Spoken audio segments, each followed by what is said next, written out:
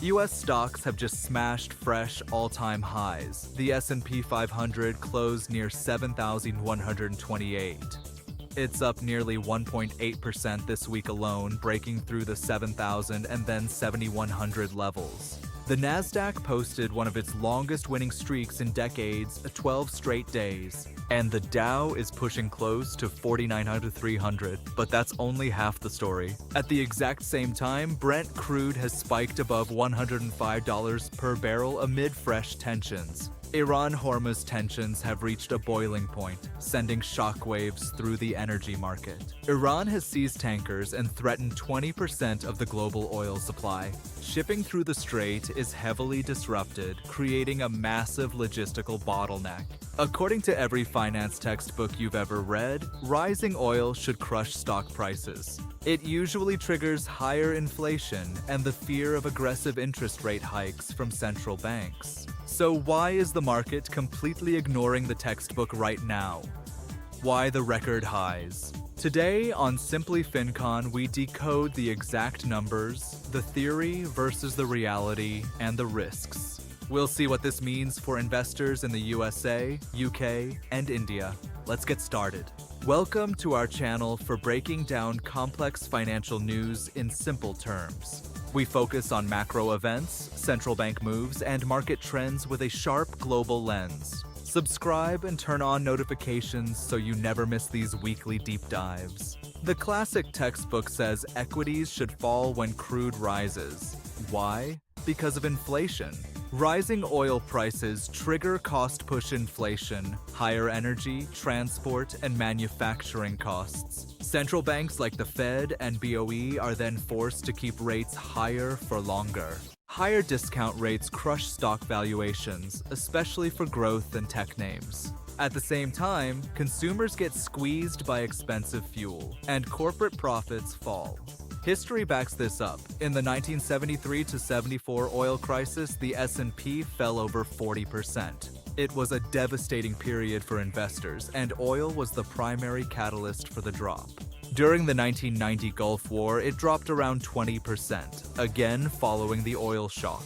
The market's reaction was swift and negative, exactly as the textbooks predict. And in 2022, when oil topped $139 amid the Russia-Ukraine conflict, the S&P dropped nearly 20%.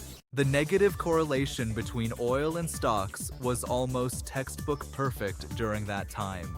But this time, the market is doing the exact opposite. This is a clear decoupling from history. The S&P is hitting fresh records while oil is spiking above $105. Why is this happening? Q1 earnings have been strong. Major banks beat estimates by 12 to 18% on average. Corporate America is showing incredible efficiency and profitability despite the macro noise. Tech giants continue to show 25% plus AI-driven revenue growth, a massive driver for the market. This AI boom is creating a structural shift that outweighs the temporary energy costs. Markets are pricing this oil shock as temporary, with a 70% chance of de-escalation. Investors believe that any disruption will be short-lived and resolved diplomatically. The U.S. consumer remains surprisingly resilient. Retail sales still grew 0.6% month over month. Spending is holding up even as fuel prices at the pump begin to tick upward. AI productivity gains and sector rotation are seen as powerful enough to offset the pressure. The market is looking past the textbook and focusing on the underlying growth fundamentals. Of course, the story isn't one-sided. There are key risks that every investor must watch. If Hormuz disruptions drag on, oil could push toward $110 or even $120. That's a problem. This could add 0.5 to 1% to U.S. inflation, complicating the Fed's plans significantly. The Fed meets on April 28 to 29. Markets expect a hold at 3.5 to 3.75% for now. But any hawkish tone from Powell on energy-driven inflation could shift sentiment fast. Volatility is creeping up. The VIX rose 8% this week, signaling increased hedging. Though it's still relatively low around 14, the upward trend is something we can't ignore. So what does all this mean on the ground? Let's start with the USA angle. You're enjoying record portfolio gains with the S&P up nearly 18% year to date? That's great! But watch gasoline prices that have already jumped 12% in April. It's a silent profit killer.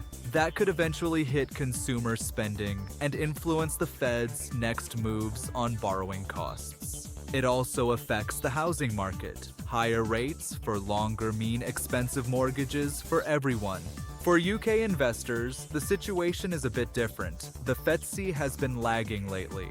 The index is down about 0.4% this week, largely because of heavy energy exposure. Names like Shell and BP are down 2 to 3% as the market weighs the oil volatility. The GBP weakened around 0.8% against the dollar on oil and dollar strength. This makes imports more expensive, adding to the UK's own unique inflation challenges. The BOE decision on April 30th will likely stay cautious and aligned with the Fed. They are watching US data closely before making any aggressive moves of their own. Markets are not following textbooks right now. Not at all. They're betting on strong earnings and the hope that this geopolitical shock stays temporary. Stay informed, stay balanced, and always look at both sides of every trade. Understand the world of finance better. That's the only way to win in this market in the long run. If you want more videos decoding global events, smash that subscribe button right now. Like this video and comment which topic you would want next. Thanks and see you in next video. This video is for educational purposes only and is not investment advice. Always consult a professional.